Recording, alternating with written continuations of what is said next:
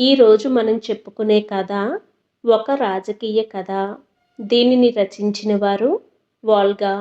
వాల్గా అనేది కలం పేరండి. ఈమె అసలు పేరు పి లలిత కుమారి గారు. కథ సారాంశం ఈ విధంగా ఉంటుంది. ప్రేమ, అన్యోన్య దాంపత్యం, మాతృత్వం పేరుతో పితృస్వామి సమాజం ఆడవాళ్లను మాయ చేసి మోసం చేసే వైనాన్ని చాటి చెప్తూ దాదాపు 2 దశాబ్దాల క్రితం వాల్గా రాసిన ఒక రాజకీయ కథ. కథ బాగుందండి. కానీ ఈ కథకు ఈ పేరెందుకు పెట్టారా అని నాకు బోధపడలేదు. పూర్తిగా విన్నాక మీలో ఎవరికైనా తెలిస్తే కామెంట్ రూపంలో నాకు తెలియజేయగలరు. నేను కూడా తెలుసుకుంటాను. ఇక కథలోకి వెళ్తే, నేను చేసిన తప్పేమిటో అర్థం కావడం లేదు. జరిగిన దానిలో ఏ కొంచెం పొరపాటున్నా దానిని ఆపటం, మరింకో విధంగా మార్చటం నా చేతుల్లో ఉన్నా నాకింత కోపం రాదని చెప్పగలను. ఇలాంటి కష్టమే నా భర్తకు వస్తే ఆయనకెంత సహకరించాను, ఎంత ఓదార్చాను, ఎలా గుండెల్లో దాచుకున్నాను. ఆ రోజు సాయంత్రం నాకింకా గుర్తుంది. మామూలు గుర్తు కాదు, కళ్ళకు కట్టినట్లుగా ఉంది. మా పెళ్లి జరిగి అప్పటికే సంవత్సరమైంది. ఆ సంవత్సర కాలంలోని నా జీవితాన్ని పరామర్శించుకుంటూ ఆయన చొక్కాలకు గుండీలు కొడుతున్నాను. ఆయన పేరు మొదటిసారిగా మా పెదనాన్న నోటి మీదుగా విన్నాను. మా పెదనాన్నే నాకీ సంబంధం తెచ్చారు. మధుసూదన్ రావు అనే పేరు ఎంతో అందంగా, మధురంగా, పవిత్రంగా, మనసుకెంతో ఉల్లాసంగా వినిపించింది. నేనిన్నాళ్ళు ఎదురు చూసిన నా జీవిత సాఫల్యం ఈ పేరులోనే ఉందని నాకనిపించింది. ఆ క్షణం నుంచి నేను పుట్టి పెరిగిన ఇంటిని పరాయి ఇల్లుగా భావించాను. మరో నెలలో నేను మా ఇంటికి వెళ్ళిపోతానని నిశ్చింతగా నిట్టూర్చాను. అది హఠాత్తుగా అనుకున్న మాట కూడా కాదు. అప్పటికి 3 ఏళ్లుగా మా అమ్మ ఇంట్లో నేనే చిన్న మార్పు చేసినా అది తనకు నచ్చకపోతే, మీ ఇంట్లో నువ్వలా చేద్దువుగానిలే, ఈ ఇంట్లో ఇలా జరిగిపోని అంటుండేది. నా ఇష్టం వచ్చినట్లు అమర్చుకోటానికి నాకో ఇల్లు వేరుగా ఉంటుందని క్రమంగా అర్థమై ఆ ఇంటి కోసం ఎదురు చూడసాగాను. మధుసూదన్‌కి 50,000 కట్నం ఇవ్వడానికి మా వాళ్ళు ఒప్పుకున్నారు. ఆ సంగతి నా స్నేహితురాళ్ళందరితో చెప్పుకున్నాను. కట్నం సంగతి విని నా స్నేహితురాళ్ళల్లో కొందరు అమ్మో, అంత కట్నమా అన్నారు. మరికొందరు చౌకలో మొగుణ్ణి కొట్టేశాను అన్నారు. ఒక అమ్మాయి మాత్రం కట్నం ఎందుకంటూ వితండవాదం చేసింది. పెళ్లి చేసుకొని నేనతనికి సుఖాన్నిస్తానట, చాకిరీ చేస్తానట, పిల్లల్ని కంటానట, వాళ్లకు మళ్ళీ అరవచాకిరీ చేస్తానట. ఇన్ని పనులు చెయ్యాల్సిన నీకు, ఇన్ని బాధ్యతలు నెత్తినేసుకుంటున్న నీకు అతను కట్నం ఇస్తే అర్థముంది గాని నువ్వెందుకివ్వాలి కట్నం అని వితండవాదం మొదలుపెట్టింది. అసలు పెళ్లి విషయాన్ని, నాకతనితో ఏర్పడబోయే పవిత్ర బంధాన్ని అంత మొరటుగా అర్థం చేసుకుంటున్న ఆ పిల్లను చూస్తే నాకు ఒళ్ళు మండిపోయింది. నేను మాత్రం సుఖపడనా? చాకిరీ నా కోసం కూడా కాదా? పిల్లలు పుడితే వాళ్ళు నా పిల్లలు కాదా అనుకుంటూ, ఇది ఆచారం. నాకు మా వాళ్లకు లేని అభ్యంతరం నీకెందుకు అన్నాను.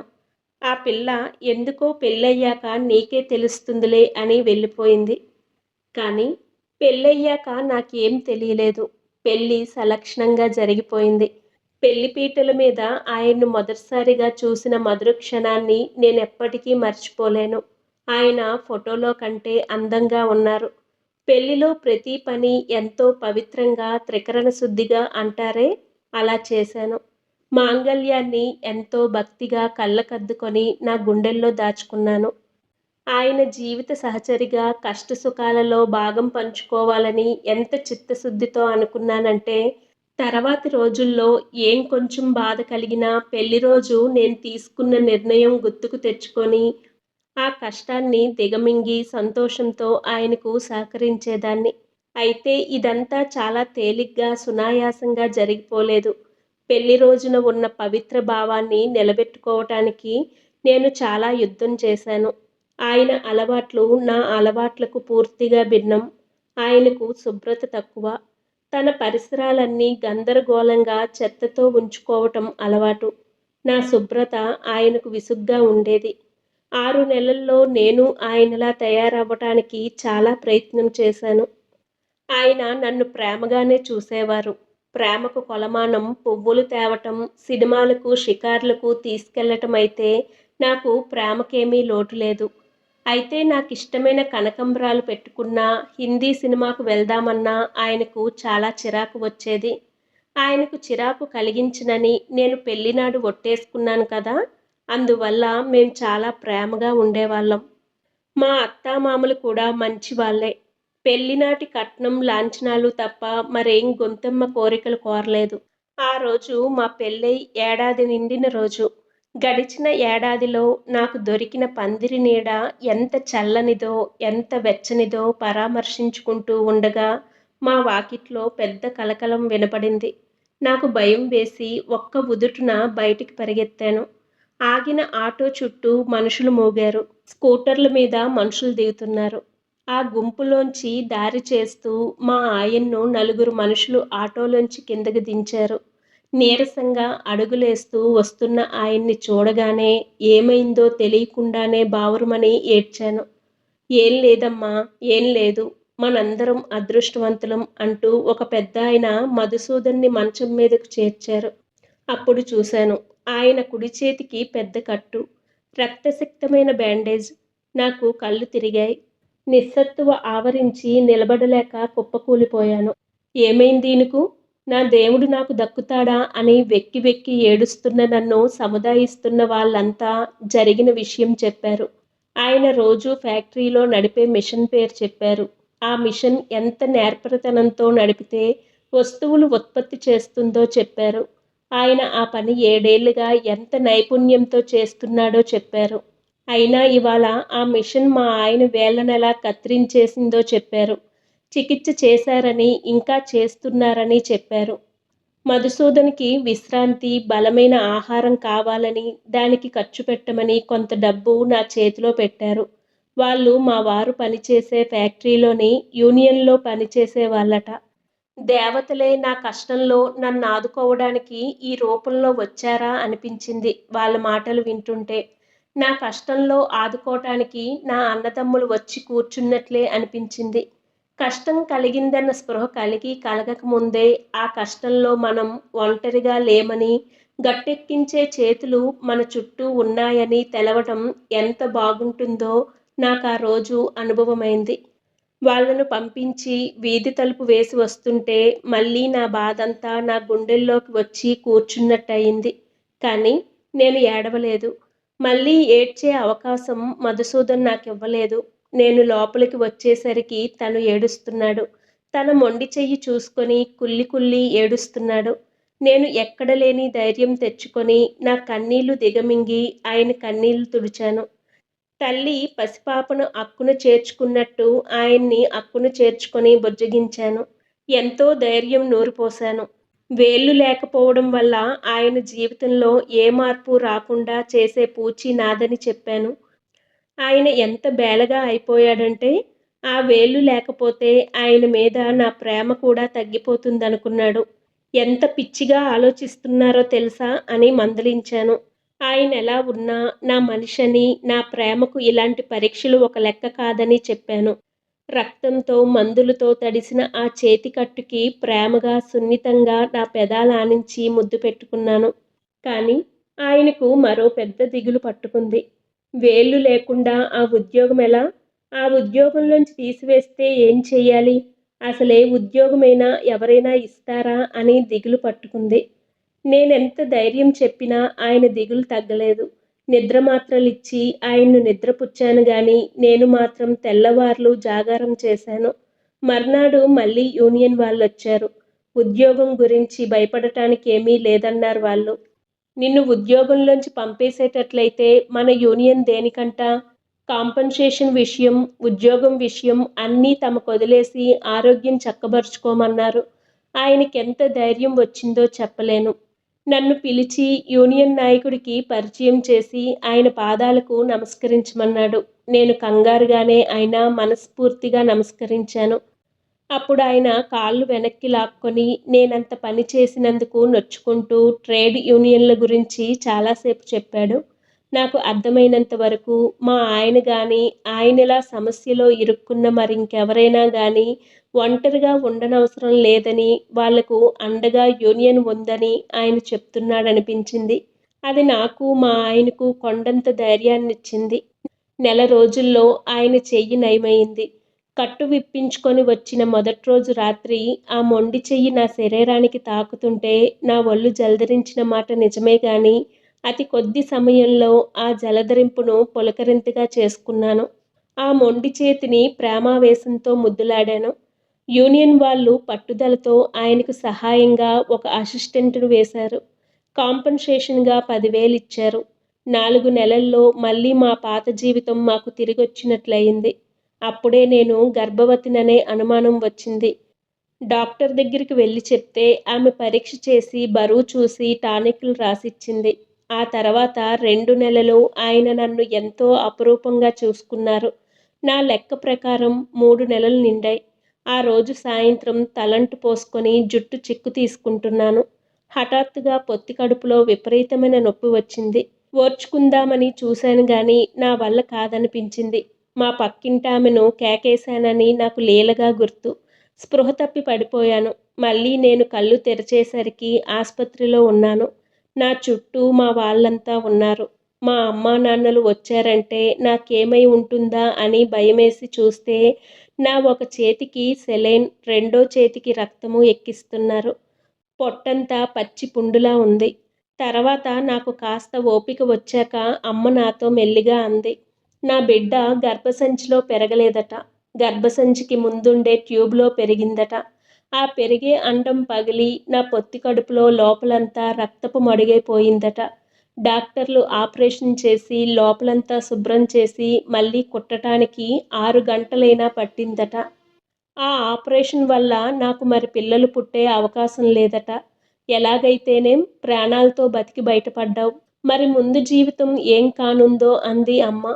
సాయంత్రం మధుసూదన్ని చూస్తూనే దుఃఖం పట్టలేకపోయాను. ఊ, ఇంకేడ్చి ఏం లాభం? మన తలరాత అలా ఉంది అన్నాడాయన నిష్ఠూరంగా. నాకొచ్చిన ఈ ఆపదకు ఆయన తల్లడిల్లిపోతాడనుకున్నాను. నా కన్నీళ్లు తుడుస్తాడనుకున్నాను. నీకు నేనున్నాను, నువ్వెందుకు ఏడుస్తావని నా చెయ్యి పట్టుకుంటాడనుకున్నాను. ఇవేమీ లేకపోగా అతని కళ్ళల్లో నా మీద నిష్ఠూరం గూడు కట్టుకోవటం ఎందుకో నాకర్థం కాలేదు. నువ్వు పిల్లల్ని కనమని మీ అత్తగారికి నీ మీద నిష్ఠూరంగా ఉంది అని మర్నాడు సాయంత్రం మా అమ్మ చెప్పేదాకా నాకు ఆయనలా ఎందుకున్నారో అర్థం కాలేదు. అర్థమయ్యాక అంతులేని భయం వేసింది. అమ్మా, ఎట్లాగే? నేనేం చెయ్యనే అన్నాను బెదిరిపోతూ. ఏం చేస్తావ్? ఎంత పాడు బతికైపోయింది. బిడ్డనెత్తుకునే అదృష్టం లేకపోయింది. ఇక వాళ్ళేమన్నా భరించడం తప్ప ఏం చేస్తాం అని అమ్మ నిస్సహాయతతో కూడిన నిష్ఠూరత్వంతో ఏడవడం మొదలుపెట్టింది. నాకు కన్నీళ్లు కూడా రానంతగా భయం వేసింది. ఆ భయంలో నాకు అర్థమైందేమిటంటే నేను ఒంటరిదాన్ని. నాకొచ్చిన ఈ కష్టంలో నాతో పాటు సహానుభూతి చెందటానికి ఎవ్వరూ సిద్ధంగా లేరు. వీళ్ళందరికీ ఇక పిల్లల్ని కనలేననే విషయం తప్ప నాకు జరిగిన ఘటన ముఖ్యమనిపించడం లేదు. ఆఖరికి మా అమ్మతో సహా. దిగులంతా పుట్టని, పుట్టలేని పిల్లల గురించే. ఇప్పటి నా బాధ, నేను కోలుకోవలసిన స్థితి, నేను నా శరీరం పొందుతున్న ఈ అనుభవం, వీటి గురించి ఎవ్వరికీ శ్రద్ధ లేదు, ఆసక్తి లేదు. ఎంత గండం గడిచిందమ్మా అని హాస్పిటల్లో ఆయా అంటుంటే ఎవరినుద్ధరించటానికి? మోడొల్లే వాడికి పడి ఏడవడానికి కాకపోతే ఎందుకు బతికినట్టు అని గొణుక్కుంది మా అత్తయ్య. పిల్లలు పుట్టకుండా ఉండటం నాకు కూడా బాధేనని, నాకు కూడా లోటేనని గుర్తుకు రానంతగా నా వల్ల మధుసూదనికి వచ్చిన కష్టం పెరిగిపోయింది. అతనికి పిల్లలు లేకుండా పోతారు. అతని వంశం, అతని ఇంటి పేరు, అతని ఆస్తి ఇవన్నీ నిష్ఫలమవుతున్నాయి. దానికంతటికీ కారణం నేను. అందరూ ఈ రకంగానే ఆలోచిస్తున్నారు. నన్నొక పనికిరాని యంత్రంలా చూస్తున్నారు. మా ఇంట్లో పనికి రాకుండా అందరికీ అడ్డం వస్తూ పడి ఉన్న పాత కుట్టు మిషన్ని విసుక్కుంటున్నట్లుగా విసుక్కుంటున్నారు. నేను హాస్పిటల్ నుంచి ఇంటికి వచ్చాను. అమ్మా నాన్నలు పనులున్నాయని వెళ్ళిపోయారు. వాళ్ళు నన్ను తమ వెంట తీసుకువెళ్ళడానికి భయపడుతున్నట్లుగా కనిపించారు. ఎందుకో నాకర్థం కాలేదు. వాళ్ళు నన్ను తీసుకెళ్ళనందుకు మా అత్తయ్య ఎన్నో నిష్ఠూరాలాడింది. ఈ గొడవంతట్లో మా ఆయన ప్రవర్తన నన్ను మరీ బాధించింది. నేనెందుకు పనికిరాని దాన్నని ఆయన ఎలా అనుకుంటారు? పిల్లల కోసమేనా నన్ను పెళ్ళాడింది? ఇన్నాళ్ళు లాగానే నేను ఆయన చెప్పే కబుర్లు వింటూ, ఆయనకు కావలసినవన్నీ అమర్చిపెడుతూ, ఆయనకు విశ్రాంతిని, సుఖాన్ని ఇస్తూ, ఆయనతో సినిమాలకు, షికార్లకు వెళ్తూ ఉండకూడదా? అలా ఉండటానికి ఏమిటి అభ్యంతరం? పిల్లలు లేని ఆడవాళ్ళుండరా? వాళ్ళందరినీ భర్తలు ప్రేమగా చూడరా? పెళ్ళి పిల్లల కోసమేనా? ఆడది పుట్టి పెరిగేది పిల్లల్ని కనడం కోసమేనా? ఆడదంటే ఒక గర్భసంచి, 2 ఓవరీలేనా? అవి లేని నేనెందుకు పనికిరాని దాన్నేనా? ఆలోచించిన కొద్దీ నాకు తెలిసిన స్త్రీలల్లో ఎవ్వరూ శాంతిగా లేరని అర్థమవుతుంది. కట్నం ఇచ్చి నేను పెళ్లి చేసుకోగలిగాను గానీ, నా స్నేహితుల్లో కొందరు కట్నం ఇవ్వలేక పెళ్లి కాకుండా ఉండిపోయారు. పెళ్లి కాకపోవడం వల్ల అందరూ చిన్నచూపు చూస్తుంటే భరించటానికి చాలా యుద్ధం చేస్తున్నారు. ఇచ్చిన కట్నం చాలలేదనే అత్తింటి ఆరళ్ళు భరించలేక ఇద్దరు ఆత్మహత్య చేసుకున్నారు. ఇద్దరినీ ఆడపిల్లల్నే కన్నందుకు మా పక్కింటావిడ ఎంతో చిత్రహింస అనుభవిస్తుంది. ఇన్నాళ్ళు వీటన్నింటికీ నేనెందుకింత గుడ్డిగా ఉన్నాను? దేశమంతా స్త్రీల ఆర్తనాదాలతో మారుమోగుతుంటే నేను అనురాగ దాంపత్యం గురించి, ప్రేమ నిండిన ఇల్లు గురించి ఎలా కలలు కన్నాను? నాలాంటి లక్షలాది అజ్ఞానులు అలాంటి కలలు కంటూ ఎక్కడా దొరకని ఆ ప్రేమ కోసం వాళ్ళ రక్తాన్ని ఎలా ధారపోస్తున్నారు? ఎందుకిదంతా ఇలా జరుగుతుంది? ఈ ప్రశ్నలు నన్ను వేధిస్తున్నాయి.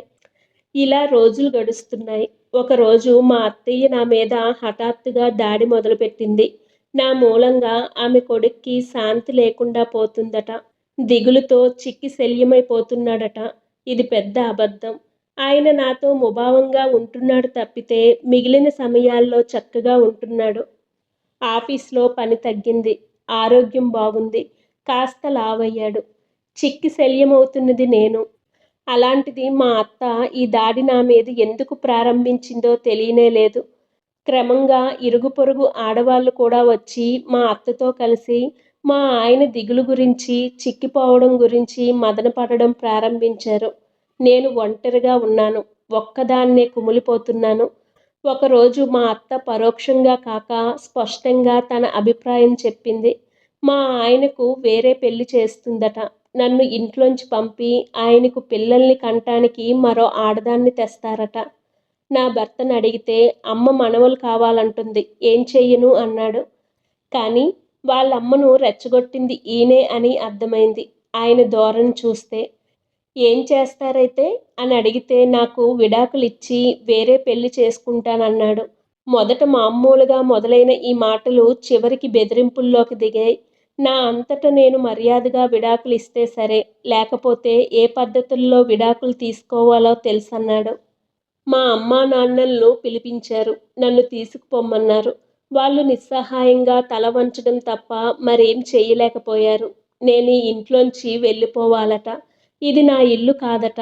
అతనికి ఎవరు పిల్లల్ని కంటే ఆమె ఇల్లట. పెళ్లినాడు చెప్పిన పవిత్రమైన మాటలకు అర్థం అతని వంశాన్ని పెంచినప్పుడేనట. అంటే అతనికి పిల్లల్ని కనిపెంచే ఉద్యోగమిది. 50,000 రూపాయలు లంచంగా ఇచ్చి కొనుక్కున్న ఉద్యోగమిది. ఆ ఉద్యోగానికి పనికి రాకుండా పోయాను కాబట్టి నన్ను తీసేసి వేరే వాళ్ళను పెట్టుకుంటారు. ఇది అసలర్థం పెళ్ళికి. దాన్ని దాచి మభ్యపెట్టి ప్రేమ, అనురాగం, దాంపత్యం ఎందుకీ మోసం? ఎందుకంటే ఉద్యోగం అంటే హక్కులడుగుతారు, ప్రతిఫలం అడుగుతారు, బోనస్‌లడుగుతారు. ఇది దాంపత్యం అంటే, ఇది పాతివ్రత్యం అంటే, ఇది మాతృత్వం అంటే అనగానే ఒళ్ళు విరుచుకొని మరీ ఆడవాళ్ళు సేవలు చేస్తారు. ఏమీ అడక్కుండా ఇచ్చిన దాంతో తృప్తి పడతారు. మంచివాడై కాస్త ప్రేమ చూపించాడా, నెత్తిన పెట్టుకొని ఊరేగుతారు. ఇది అది కావాలని కోరితే గయ్యాళి అనే పేరెక్కడ వస్తుందోనని భయంతో ఉంటారు. ఇన్ని లాభాలుండగా దీన్ని పెళ్ళి అనక ఉద్యోగమనో, వ్యాపారమనో ఎందుకంటారు? ఇది అర్థమైన కొద్దీ నా కోపం పెరుగుతుంది. ఇది అన్యాయమని ఎలుగెత్తి అరవాలనుంది. అన్నిటికంటే ఆశ్చర్యం నా ఒంటరితనాన్ని గురించి. నాకొక కష్టమొస్తే పంచుకొని నాకు అండగా ఉండటానికి ఎవ్వరూ లేరే? నా తోటి ఆడవాళ్ళకు కూడా నా బాధ అర్థం కావటం లేదెందుకు? ఆ రోజు మధుసూదన్ ఫ్యాక్టరీలో పనిచేస్తూ వేళ్ళు నరుక్కొని వస్తే ఎంతమంది యూనియన్ వాళ్ళొచ్చారు, ఎంత ధైర్యం చెప్పారు.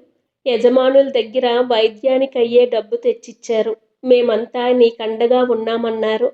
తిరిగి అదే ఉద్యోగం నిలిచేలా యాజమాన్యంతో పోట్లాడారు. అదంతా ఎంత బాగుంది. ఆయన దిగులు, వేదన ఒక్క రోజులో ఎలా మాయమయ్యాయి.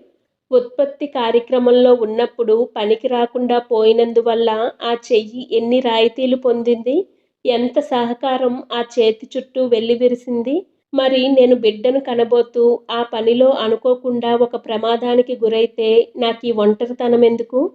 బహుశా నాకు జరిగిన ప్రమాదానికి కూడా ఆయనే కారణం కావచ్చు.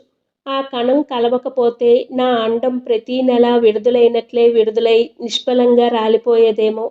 అతని కణం ఒకటి కలవటం వల్ల ఒక ముఖ్య భాగం నా శరీరం నుంచి కత్తిరించబడింది. నా నెత్తిన గొడ్రాలనే పెద్ద నింద పడింది. ఇదంతా బిడ్డను కనే క్రమంలోనే జరిగింది. అయినా నాకే రాయితీలు లేవు. నాకెవ్వరి సహకారమూ లేదు. నా ఉద్యోగంలోంచి నన్ను తీసేశారు. నన్ను ఓదార్చేవారు, నాకు ధైర్యం చెప్పేవారు లేరు. నేను ఒంటరిగా ఉన్నాను. ఎందుకు? ఎందుకిదంతా జరుగుతుంది? నా ఒంటరితనం వెనక ఉన్న కుట్ర ఎలా మొదలైంది? ఆడవాళ్ళందరూ ఒక్కటిగా ఎందుకు లేరు?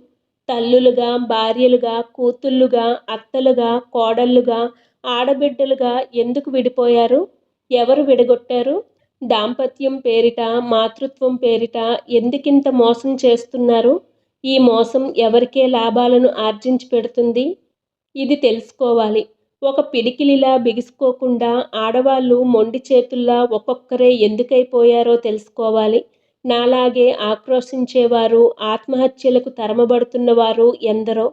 వారందరితో కలవాలి. ఇదే నా జీవిత గమ్యమని ఇవాళ నాకు నిశ్చయంగా తెలిసిపోయింది. నా జీవిత సాఫల్యం నా మాంగల్యంలో లేదు. నా పతి సేవల్లో లేదు. నేను కనలేని సంతానంలో లేదు. నా తోటి స్త్రీలందరితోనూ చెయ్యి కలపడంలోనే ఉంది. ఇదండీ కథ. విన్నారు కదా. ఈ కథకు ఈ పేరెందుకు పెట్టారా అనిపిస్తే ఆలోచన చెయ్యండి. ఒకవేళ తెలిస్తే నాకు తెలియచేయగలరు. నేను కూడా తెలుసుకుంటాను. సరే, మరిన్ని మంచి కథలతో మీ ముందుకు వస్తాను. నచ్చినట్లయితే లైక్ చేయండి, షేర్ చేయండి, సబ్స్క్రైబ్ చేయండి. Thank you.